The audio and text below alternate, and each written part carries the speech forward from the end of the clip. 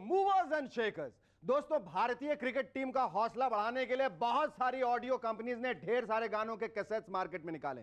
अब भला हम एमएनएस वाले कैसे पीछे रहते, सो हमने भी एक गाना तैयार कर डाला। राम कसम। सचिन रे तुम तो कुछ खेलो, हो कप को जीत लाना है, न बैटिंग है न फील्डिंग है, वहां से जीत के आना है। सचिन रे तुम तो कुछ खेलो, वो वर्ल्ड कप जीत के लाना है। लड़कपन फील्ड में सोया, जवानी एड में खोया, वो वर्ल्ड कप देख कर रोया, वो वर्ल्ड कप देख कर रोया, वही किस्सा पुराना है। सचिन रे तुम तो कुछ खेलो, वो वर्ल्ड कप जीत के लाना है। Our guest writer Sadhna Sargam and Rajiv Verma. But before I give a large round of applause to Sharuki and the Rubber Band.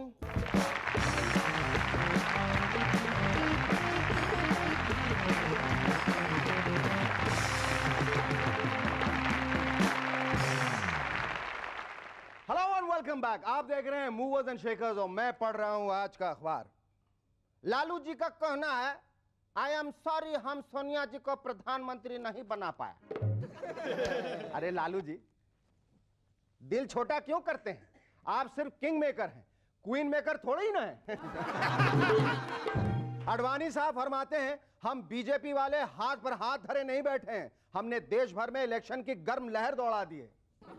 ओ अब समझा अडवाणी साहब, देश भर में इतनी गर्मी फैलाने के पीछे आप लोगों का हाथ है। और तभी मैं सोचूं कि सबसे ज्यादा गर्मी दिल्ली में क्यों है। वाजपेयी जी कहते हैं, स्वदेशी का मतलब ये नहीं कि हम विदेशियों का बहिष्कार कर रहे हैं, यहां कोई भी विदेशी आकर कोई भी काम शुरू कर सकता है, सिर्फ पीएम नहीं बन सकता। क्यों? अजहर भाई फरमाते हैं, हमारे 11 के 11 खिलाड़ी फुल फॉर्म में, यू नो, लेकिन आपको भरोसा सिर्फ एक पर ही है। क्यों? मनोज कुमार साहब फरमाते हैं, हमारे वीरों ने आजादी की लड़ाई सिर्फ इसलिए लड़ी ताकि हमारा अपना भी पार्लियामेंट हो। पार्लियामेंट है सर, जिसमें हम अब आजादी से लड़ सकते हैं। इलाहाबाद की मिस मधु वर्मा इन दिनों नेताओं के भाषणों पर एक किताब लिख रही। उनका कहना है, लालू जी के भाषण सबसे ज्यादा इंटरेस्टिंग है। इस सिलसिले में जब उन्होंने लालू जी से पूछा, सर आपको भाषण की तैयारी के लिए कितना वक्त लगता है, तो वो बोले, वक्त का क्या मतलब है, ये तो भाषण की लंबाई पर डिपेंड करता है। अगर 10 मिनट का भाषण देना हो तो 2 दिन की तैयारी करनी पड़ती है, अब 20 मिनट का हो तो पूरा 4-5 दिन लग जाता है। और सर अगर भाषण 2 घंटे का देना हो तो 2 घंटे का। हम अभी तैयार हो, चलो कहां देना है भाषण।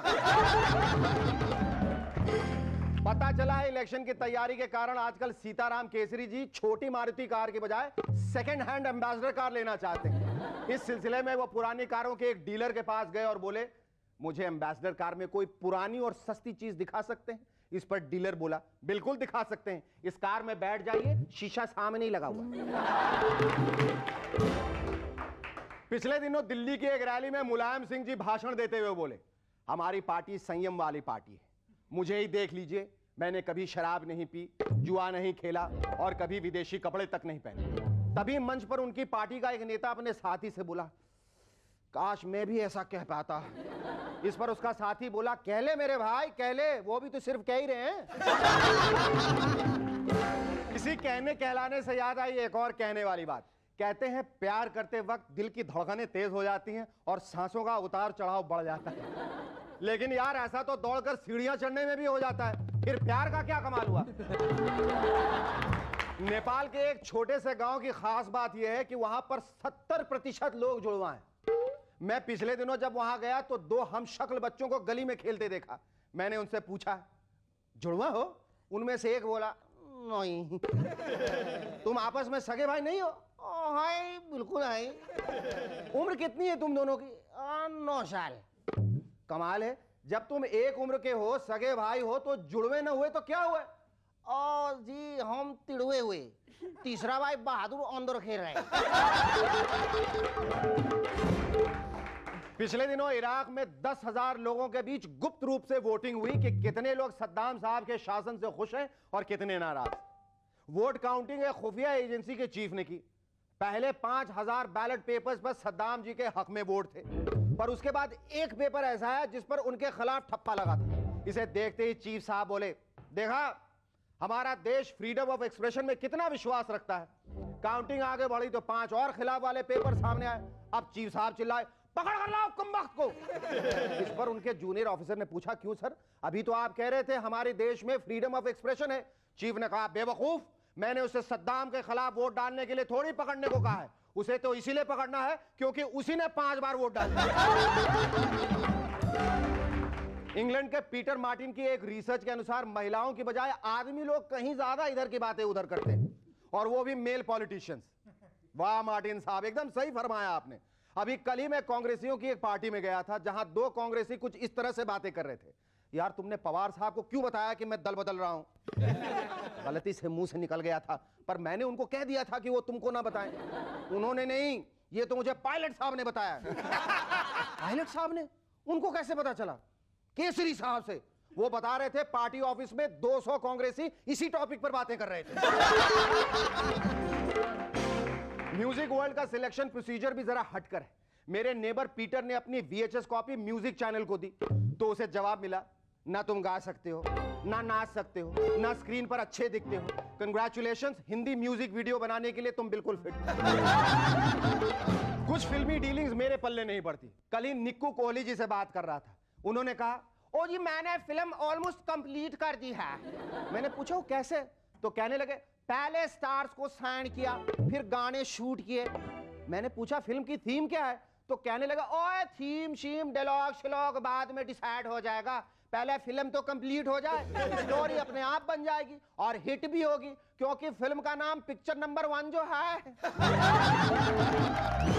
Our first guest on M&S tonight is a singer with a silken voice who has sung some of the most melodious songs.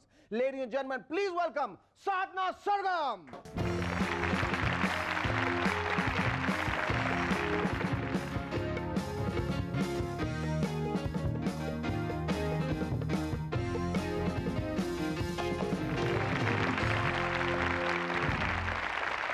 साधना जी, यहाँ हमारे शो में आने का बहुत बहुत शुक्रिया। जी मुझे बहुत खुशी हुई आपने मुझे बुलाया। Thank you so much. How did it all start Sadhana? How did it all start? Why singing? आपको कब ये एहसास हुआ कि you are a good singer, that you should train yourself to become a better singer? मुझे एहसास कब हुआ ये मालूम नहीं, क्योंकि मैं जब से कुछ समझ आई है तब से गा ही रही हूँ। तब से गा ही रही नहीं, कुछ माहौल ऐसा था, कुछ इंस्पिरेशन, प्रेरणा कहीं खास मिली आप लोगों को? जी हाँ, मेरी मम्मी नीला घाणेकर जी वो गाती हैं, उन्होंने मुझे बचपन में सिखाया क्लासिकल। उसके बाद मैंने पंडित जसराज जी से क्लासिकल सीखा और अभी कलंज भाई आनंद भाई से मैं ट्रेनिंग ले रही हूँ। What was your first song like? क्या वो पहला जो गाना आपने गाया वो फिल्म का गाना था? जी हाँ, गुजराती फिल्म का गाना था। अच्छा। हाँ हाँ। लेकिन पहला जो सोलो सॉन्ग मैंने गाया फिल्म रुस्तम में, दारा सिंह जी की फिल्म थी। दारा सिंह की फिल्म को, एक्शन फिल्म के लिए आपको गाने का मौका मिला। वाह, बहुत अच्छा गाना था लेकिन। अच्छा। हाँ, और फिर पिघलता आसमान में मैंने गाया, जिया नाहे लागे जो रत्ती अग्निहोत्री जी पे पिक्चराइज किया, और इला अरुण जी ने वो गाना लिखा है। इला अरुण ने गाना लिखा है? अच्छा, बहुत अच्छा गाना। अब आपको ऐसा गाना लिख रहे हैं जो इला अरुण गाने वाली हैं? अब मैं लिखूंगी वो गाएंगे, वही मैं कह रहा हूँ। साधना, जो जिन फिल्मों के लिए आप गाना गाती हैं, आपकी क्या ये कोशिश रहती है कि आप वो फिल्म जाके देखें भी? नॉर्मली इट हैपेंस कि रिलीज के बाद आप वो फिल्में जाके देखती हैं? पहले होता था, अभी नहीं होता। अभी नहीं होता, बहुत मसरूफ हो गई हैं। हाँ, you become overly busy. You know, honestly to tell you the truth, Jo Jeeta Wahi Sikandar is one of my favorite films, and so is the song Pehla Nasha. I would love you to sing that song for us. ये जो आप गाती हैं इतने सारे गाने, उसमें से कुछ पॉपुलर हो जाते हैं, कुछ आप बाहर जब स्टेज शोज के लिए जाती हैं यू सिंग, तो खास फरमाइश जो है वो कुछ गानों के लिए आती होगी। हाँ। लेकिन वो अक्सर क्या फिल्मी होते हैं या कुछ क्लासिकल गाने भी होते हैं? मैंने जब लंदन में फर्स्ट टाइम गई थी, मैं कलंज भाई आनंद भाई और अमिताभ जी का शो था, तो उसमें फिल्म बेस्ड क्लासिकल गाना गाया था। Film based classical. जी हाँ, ईमानदार फिल्म का गाना प्रकाश मेहरा जी की फिल्म है। उसमें गाना सुरेश वाडकर जी, अलका याग्निक और मैंने गाया है। अब स्टेज पे वो गाना गाना था और है वो तान वान है, उसमें सरगम और सब है, पूरा क्लासिकल अंदाज है उसका। तो मैं और अलका बहुत डर रहे थे, नहीं गाएंगे यार, अमिताभ जी को देखने आए यहाँ क्लासिकल तो डर था कहीं बूइंग ना हो जाए, कहीं है ना हूटिंग ना हो जाए, आ करके नीचे आना पड़ेगा। बिल्कुल बिल्कुल मतलब लगा। लेकिन सबने कहा कि नहीं ये गाना है, क्योंकि अपना इंडियन म्यूजिक है क्लासिकल, बिल्कुल बहुत अच्छा है। हम लोग अगर इसको ढंग से पेश करेंगे ना तो लोग पसंद करेंगे, और वैसा ही हुआ। उसके बाद इतनी तालियां, इतना अप्लॉज मिला और वंस मोर मिला, और तब जो लगा था, तब जो मजा आया था, बहुत अच्छा लगा। You definitely like to hear that song. Definitely, most definitely, can't miss that. कभी ऐसा हुआ कि सुबह रियाज कर रहे हो, खिड़की खोला, सारे पड़ोसी सुन रहे हैं, सारे पड़ोसी भाग गए, और जिस दिन नहीं भागे नहीं, और जिस दिन मतलब साधना रियाज नहीं करते उस दिन सारे पड़ोसी कंप्लेन करने को आ जाते हैं। कंप्लेन नहीं, कभी कभी कहती है कोई नीचे, आज तू केला ने मराठी हाँ, में हाँ।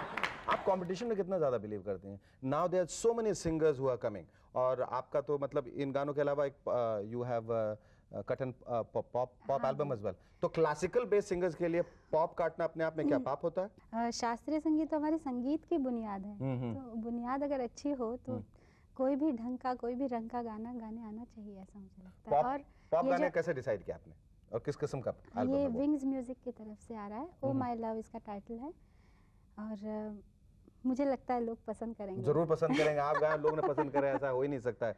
Are you carrying the cassette और सीडी और एनीथिंग? अभी तक मार्केट में बाहर नहीं आया? नहीं आया अभी तो पब्लिसिटी भी अभी पब्लिसिटी नहीं हुई, लेकिन पब्लिसिटी शुरू हो गई समझ लीजिए। हाँ जी। लेकिन इस वादे के साथ कि मतलब मैं कि जब भी वो कैसेट बाहर आएगा उसकी पहली कॉपी आप मुझे देंगे। Okay, thank you so much, you are lovely talking to you.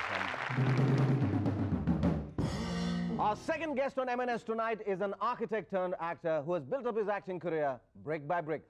Ladies and gentlemen, please welcome Rajiv Verma.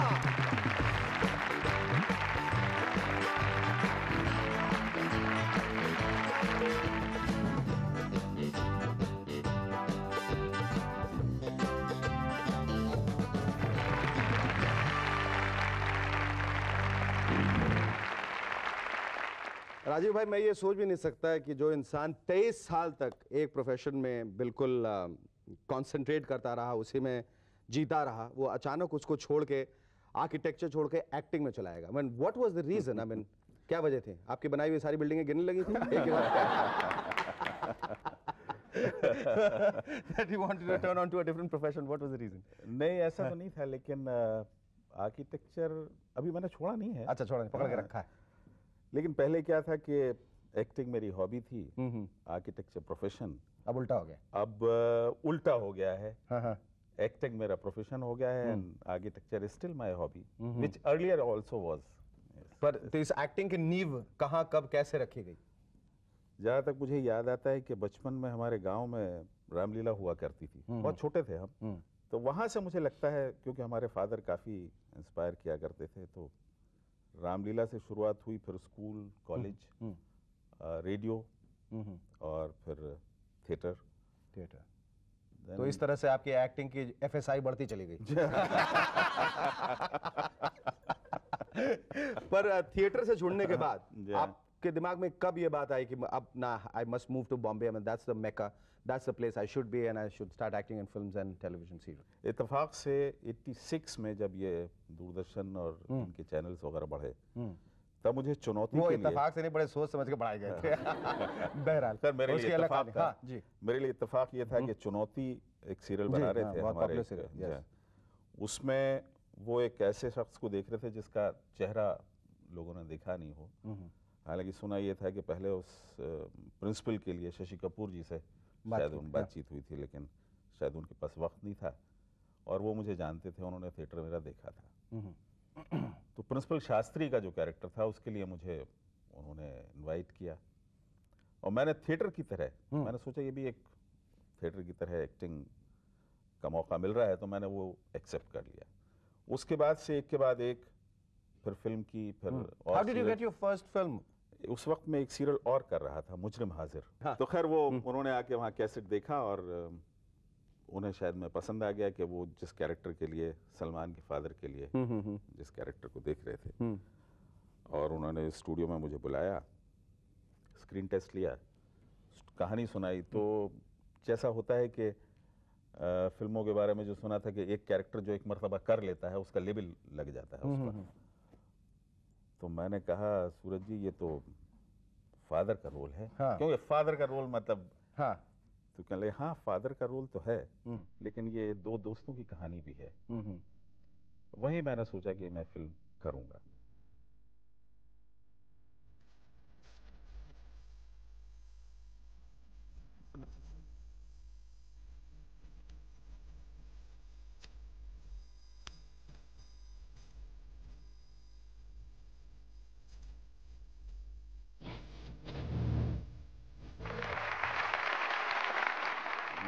और मुझे उसकी एक ख़ास चीज़ ये याद है कि उसका मुहूर्त शॉट मुझ पर लिया गया था। बहुत तो वो तो आपने कभी ऐसे इस बात पे गौर किया है कि दूसरे फिल्म डायरेक्टर्स को जाके बताएं कि जब भी मुझ पे मुहूर्त शॉट लोगे it is going to become one of the biggest blockbusters? You think about that and you answer me after the break. Don't go by straight. You'll be back in a moment to chat some more with Rajiv Verma.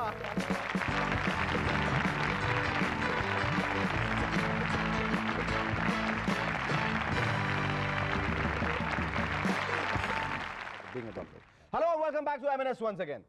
Rajiv भाई आप बताइए, आप ये कभी आपने फिर किसी producer को परेशान करने की कोशिश की या उनको ये आश्वासन दिया कि मुझ पर मुहूर्त शॉट लिया करो तो ये फिल्म तुम्हारी जरूर हिट होगी, it will be one of the biggest blockbusters? ऐसा कुछ हुआ कभी फिर? मेरे ख्याल में अभी तक तो नहीं हुआ कि शायद आपके इस प्रोग्राम के जरिए लोगों तक ये बात पहुंच जाएगी, जरूर पहुंचेगी। ये अभी इस वक्त फिलहाल आप कितनी सीरियल्स में काम कर रहे हैं? एक तो सोनी में हिना। अगर हिना बेटी को जरा भी दुख या तकलीफ पहुंची तो उसके लिए मैं अपने आप को गुनहगार समझूंगा और आपको इसका जिम्मेदार। इसलिए आइंदा इस घर में रूबी का नाम तक न लिया जाए। Now what eventually do you want to do in life? Are you very happy with the way your career has shaped up or you want to? No, I am not very happy.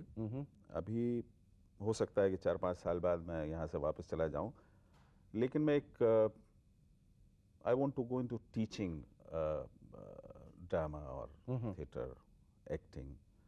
वो मैं एक institute plan कर रहा हूँ भोपाल में ही, और अगर कुछ यहाँ काम अच्छा चल पड़ा, मेरे सेटिस्फेक्शन का हुआ, तब तो मैं रुक सकता हूँ। अदरवाइज हो सकता है 4-5 साल बाद वापस चले जाऊँ। हम चाहेंगे कि ऐसा वक्त कभी ना आए जब आपको ये सोचना पड़े कि मुझे भोपाल वापस जाना। आप यहीं रहें, आपको हमेशा अच्छे अच्छे रोल मिलते रहें, and let's presume that there comes a time when we are all very very proud of you. Thank you, thank you. आज का ये खत भेजा है विलेपाले ईस्ट मुंबई से देवाशीष के उदयवर ने। पत्नी: अजी सुनिए, हम घर में जहां भी पैसे रखते हैं वहां से अपना लड़का चुरा लेता है, उसके लिए हमें क्या करना चाहिए? पति: चिंता की कोई बात नहीं, पैसे उसकी कोर्स की किताबों में रख दो जिन्हें वो कभी हाथ नहीं लगाएगा।